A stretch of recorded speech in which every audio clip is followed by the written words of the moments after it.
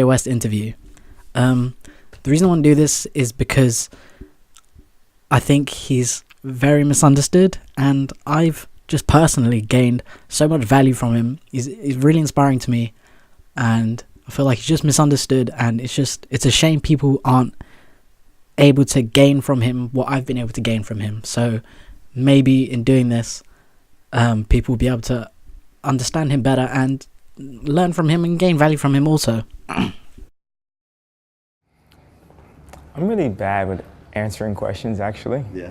So usually when people ask me questions, they put out, the question might inspire something that I want to talk about. Okay. But I usually just don't even answer questions. So I wanted to start this interview with Donda, and actually specifically January 2012, you kind of formally announced it. And I want to talk about this idea of like a design company that's really thinking about the world. Could you talk about, like, to you, what does this creating this design company ultimately mean? Like, what's your dream? In some ways, it's already happening with the people who I've worked with, and the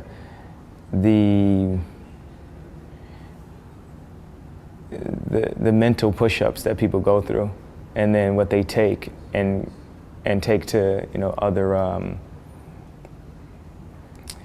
other creative places that they go. So I hate when someone comes and works with me for like a couple weeks or something, or 2 months, and then they can try to tell people that they've worked with Kanye West, because you haven't worked with Kanye West unless you've worked with me for like 6 months to a year or 2 years and really been through having to redo a project like 100 times, or really word something in a specifically perfect way, or to communicate it at the exact, that's ironic because that was not communicated good at all. So there's been a lot of people who have worked with me that are already starting to fill in the blanks of the chart, and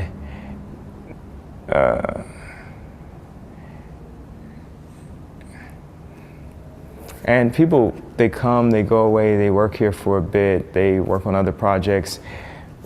We argue, we deal with our positions and our voice in society, that we're all like these fighting artists, all with a common goal of wanting to affect the world for positive change, which is like this really politically correct way to say save the world, but you don't want to,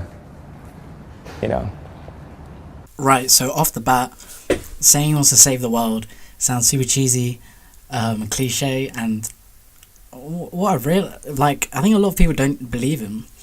I'm not saying, he's going to be the superhero to save the world or whatever, but people seem to think that he doesn't care, like he's just trying to make loads of money or something, when I think he's clearly rich enough to buy pretty much whatever he wants.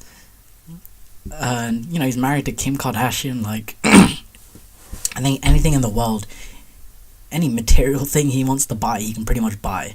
Like I don't see why he'd be motivated by trying to make money off people at this point. Like, I think it's not ridiculous to believe he's actually wants to make the world a better place. But obviously, and this goes for the rest of the interview, obviously I don't know him personally. I don't know what's in his head. I can only offer my interpretation and see if it fits with you or not. Unless you're a optimist, utopianist, if you're just dealing with the now and that, trying to, if you don't have the vision to see where we can go, there's no way you'd believe in the possibility of a utopia. So when you just say that word sounds almost like a bad word to people, or something that, or something that people can like just use to make fun of you or make you look like stupid or overly optimistic, or Yeah. And what's your utopia? I mean, what's like your... I think in the future, it's funny that we're talking about this, but I don't think people are going to talk. They're just going to literally communicate through eye contact, body language, emojis, like do whatever without having to use words. The words, it's funny because I've like made a living off of words, and words really get in the way of what you really want to say. So I think Kanye and a lot of other people, and I feel like this is kind of myself, which is why I might see it in him. Probably not to the extent he does, but they're very right brain dominant, more predominantly right brained. So the left brain is the, I actually just made a video on this. So if you want to check, I'll link it on the screen or something. If you're interested in this, like the left versus right brain. So if you're right brain dominant, that's the creative, emotional, feeling, intuitive, like it's the non-rational part of the brain, right? And then the left brain is the logical, rational, mathematical, language based. That's where the center of language is, right? And so it makes him, so if you're right brain dominant, that's like the creative side, and it makes it really hard. You see, so with the right brain, it's like you're seeing in images, right? Also, he has a condition called synesthesia, and he's spoken about this before, how when he's making music, he sees it as like a painting, like a portrait, and it's like him transferring that image into sound.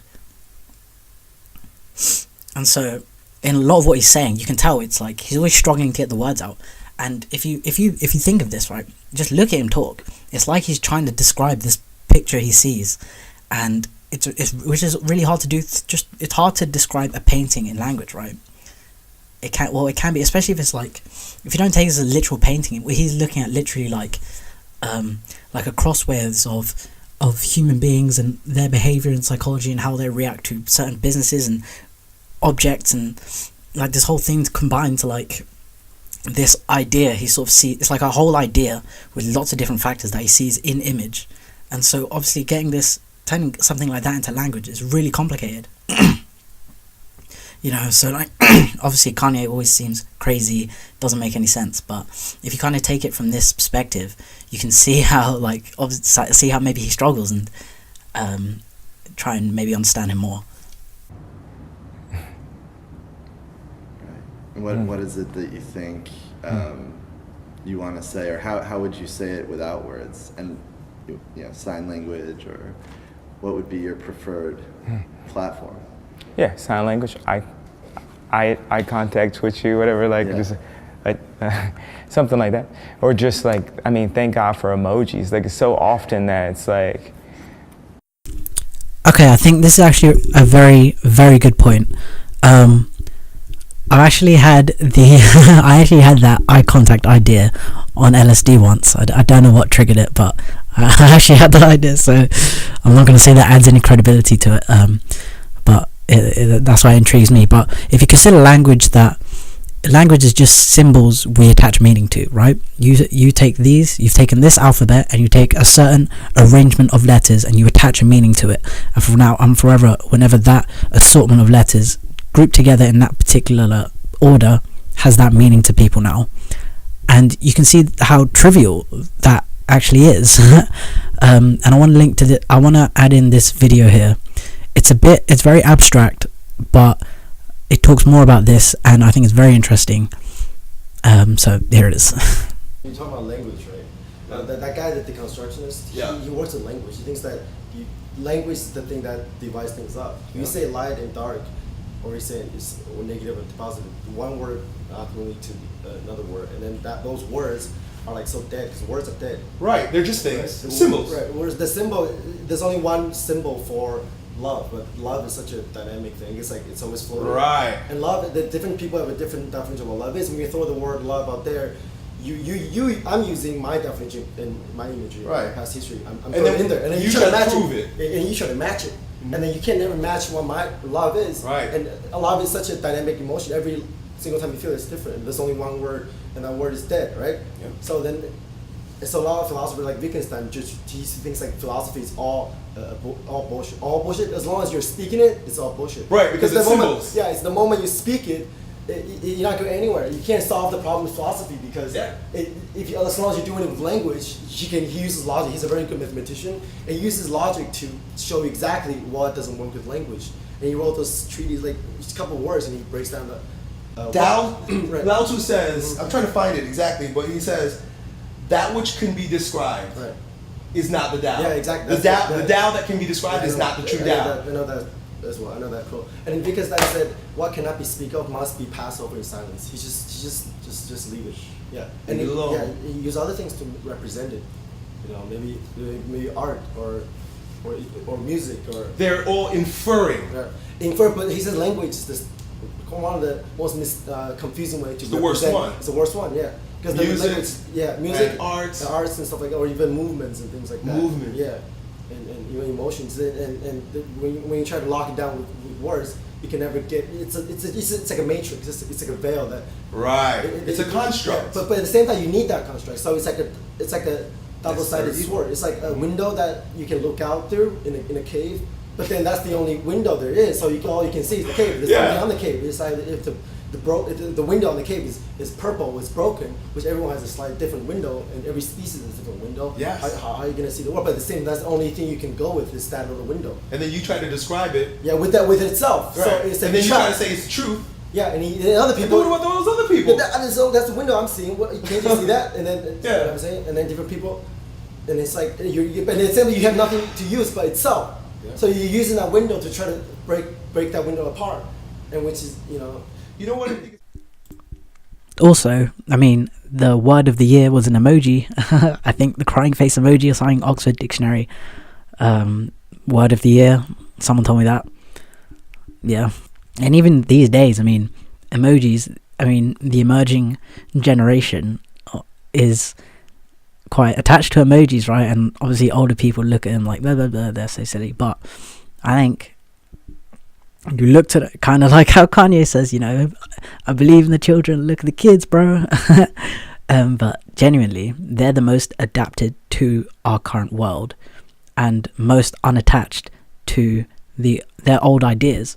So they have like this fresh way of looking at the brain. Obviously, with experience, you can see patterns and stuff, but they can look at those patterns without attaching themselves to the biases of that history. So that's why newer people, they always have the best sort of creative perspective on things. Just like this sign right here just goes a long way and like lets me get on with my day. Because you don't want to be like, you don't want to be a jerk, but there's certain people that are genius. They're like, their emotional social IQ is like super high and they can get stuff done, and that's just like an amazing combination. Because often it's like people who get really amazing stuff done have to cut off their emotional IQ and this and that. And so I can't stand this thing like with agents, the whole "how was your day" thing, and it's like, you don't care about my day. Why are you asking me about my day? Did we get done what we're supposed to get done? But it's different. Like, I do want to know how my daughter's day was. I do want to get an explanation of like what she learned in school. I actually care about that. I sincerely care about that. But especially when there's people that are in business with you, it's just like I think business has to be stupider. I tell people that like all the time, like I just want to do like really extremely straightforward, stupid business. Just talk to me like I'm a 4-year-old. And I refuse to negotiate. I do not negotiate. I can collaborate, but I'm an artist, so as soon as you negotiate, you're being compromised, and it's extremely difficult to get your point across through compromise. Right. So I'm just patient now. I'll wait till I'm in a situation where there's no negotiation. How do you know when you it's somebody or a group that you want to collaborate with? Like, what makes you? Oh, the principles of a company. I like the idea of companies more than the idea of brands. I think people get too caught up in the concept of a brand. Interestingly, Steve Jobs says the thing he was most proud of that he did with his life was the team he created to create great products, right? So a company, it's literally like, if you take, it's more, because at the end of the day, you know, one person can only do so much, but a team, a well formed together team based on the right ideals can do so much more. And so obviously, and a brand has nothing to do with that also, because there's something about this constant like self-promotion in a brand. You know, as I'm sitting here and it's me, I'm Kanye West, and I have Adidas, and I have this right here, that I'm like selling these brands. But the ultimate goal is to be like water, to be able to create in an invisible way, to be something where you can add some form of information or just some information that can help people along their path. Kanye, he's always said he's a product guy. He's so like he's always been credited as a producer, and his album My Beautiful Dark Twisted Fantasy was credited, and Life of Pablo actually. It's like just an assortment of people and other samples, and he's just sort of put them together to create a great final product. He's good at seeing, so it's like back to how he sees things. It's like he can see the image, and he can just use any resources to get there. I don't know if that made sense. You mentioned, you know, that you view yourself as an artist, and I'm curious how far you see. I didn't mention that I view myself that way. I am, and never worded like that. That's extremely offensive. How do you? No, why did you say I view myself like that? Do you not view me like that? I totally view you as an artist. Okay, cool. Yeah. No, I was asking more like how far you see. All right, I don't think he was trying to be a dick there. It was literally like, it's almost like he sees truth, right? He sees his truth, and I'm not gonna say whether or not this behavior is correct, but it's like he sees his truth, right? He didn't mean that as in you're a bad guy, why would you accuse me of not being an artist? It was more, hey, it wasn't personal. It was, hey, I am an artist, don't say that. Like, that could have been a fucking gorilla who said it, if gorillas could talk, and he would react the same way probably. You know, and he's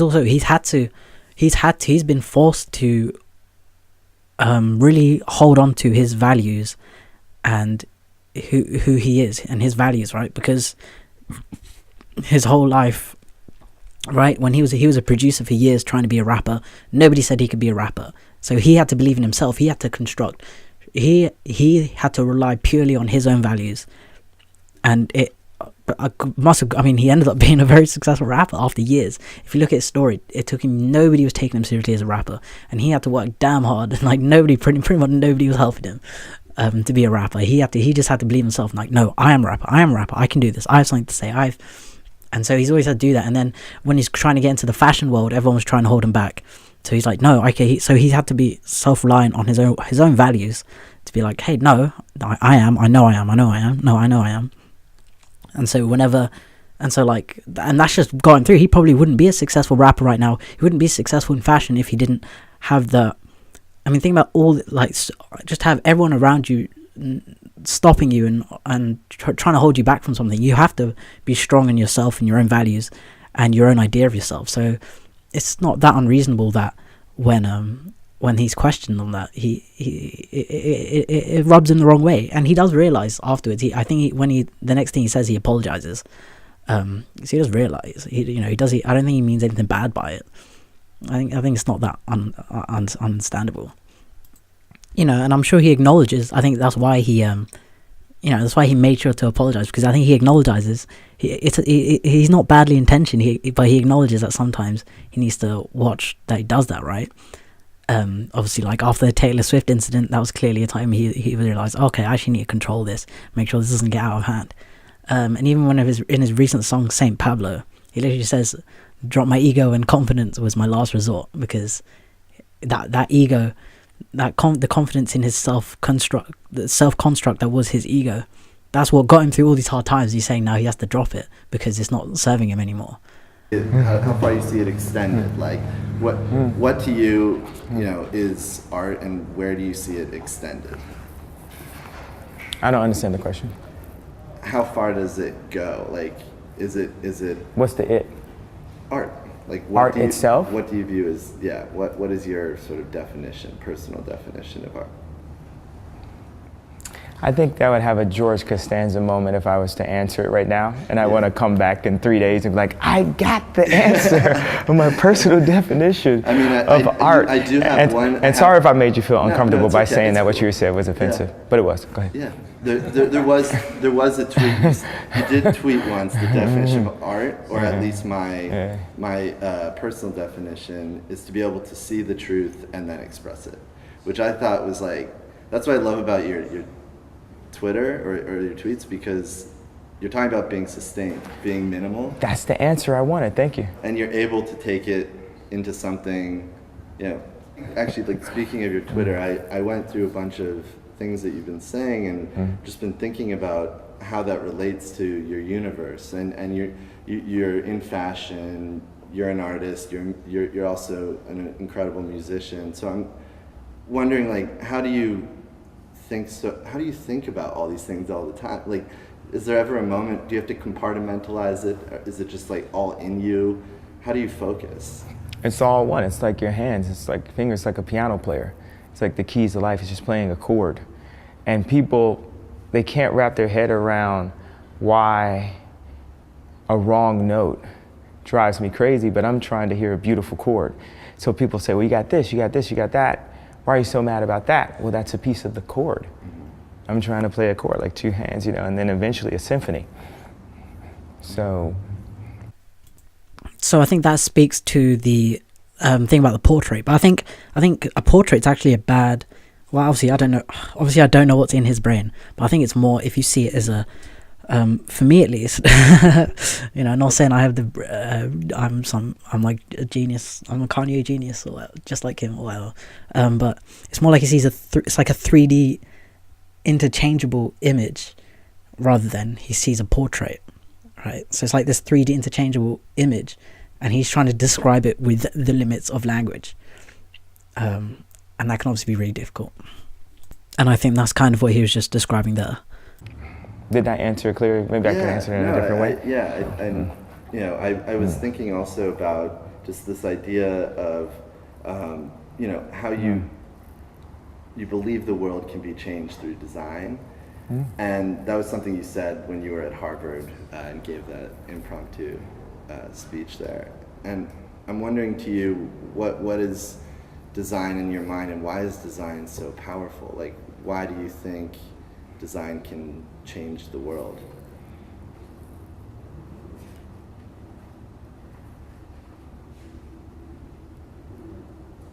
Did I already answer this before and you're not letting me know? Like No, for real.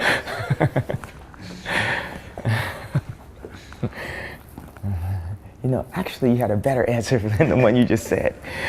But it does connect a little bit to what you're talking about with brands and companies, and obviously like your association with Adidas and what you do with the fashion company, that's design, but... Yeah, okay. I think companies that are brands can collectively come together for a single mission at a time to change the world. That's exactly how it can happen. Like major conglomerates I don't want to pinpoint, but there's people who are, there's a collective that can figure out the killings in Chicago, can figure out solutions. Might be people that are focused on prosthetic arms, or focused on cancer, or focused on some type of movie script or something, or focused on some new form of tech that actually could figure out the killings in Chicago, if that was their goal. And this is just sparked by what you're saying. I'm thinking out loud. Yeah. And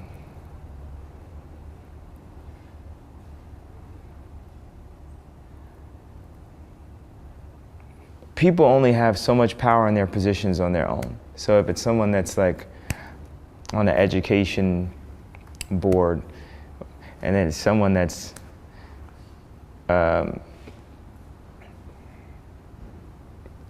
in law enforcement, like someone really powerful or a group of people, and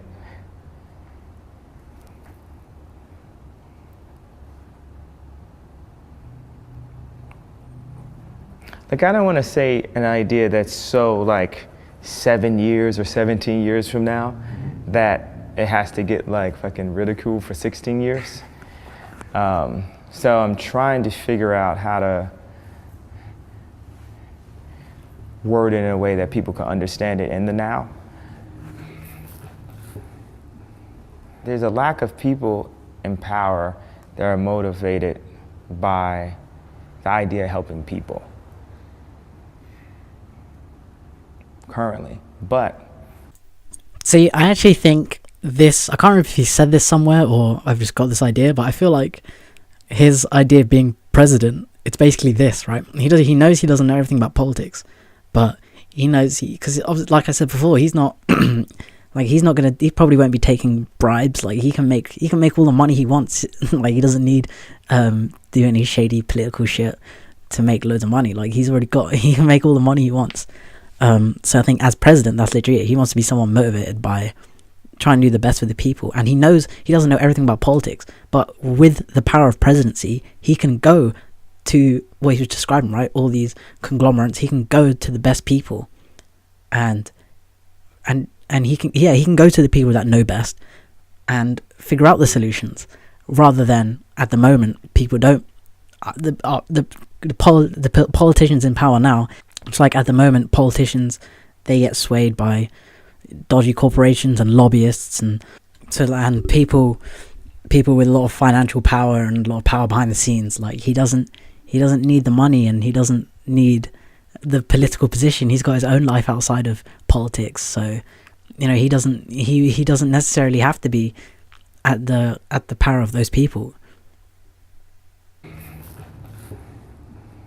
There's a lack of people in power that are motivated by the idea of helping people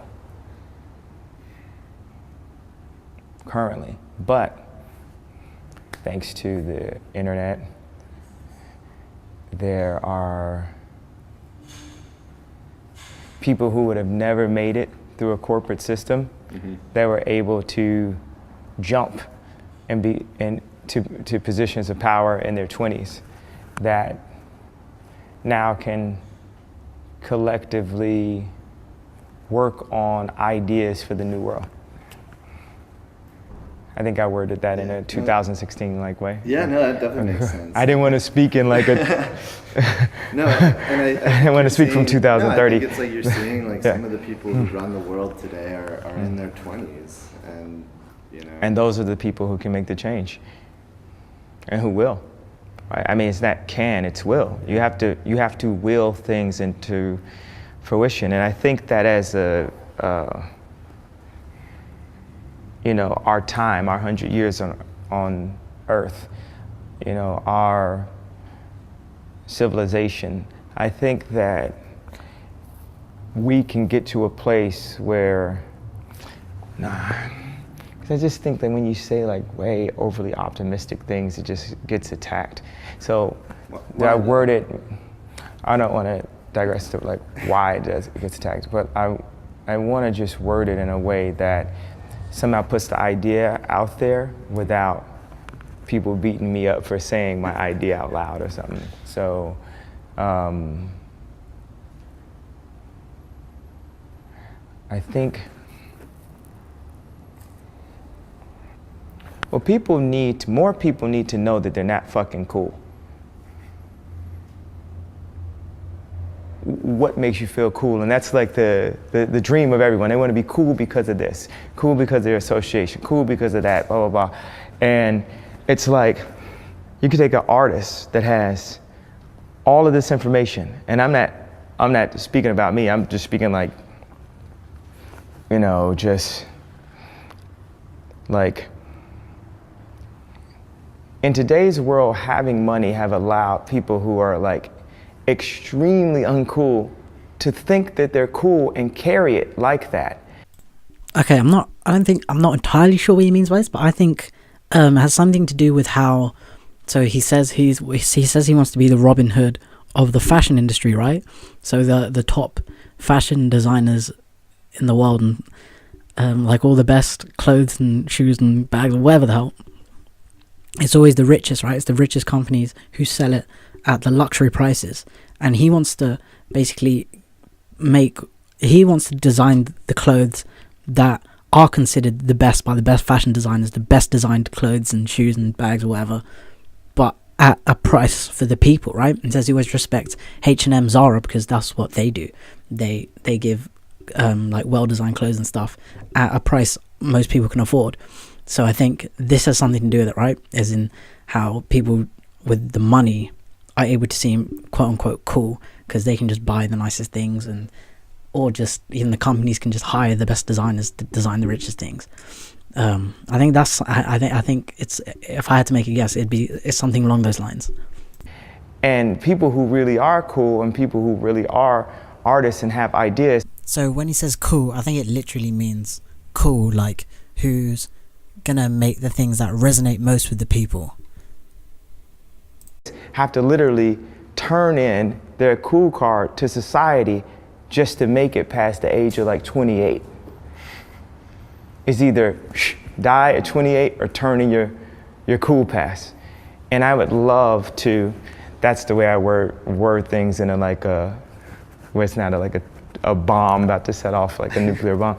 I would love to be a part of creating a world that allows the artist to think and create on the highest form and be respected for their ability to see the world through the anamorphic lens of an artist. You get these, and that's like the founders of companies, you know, the founders before you get to the...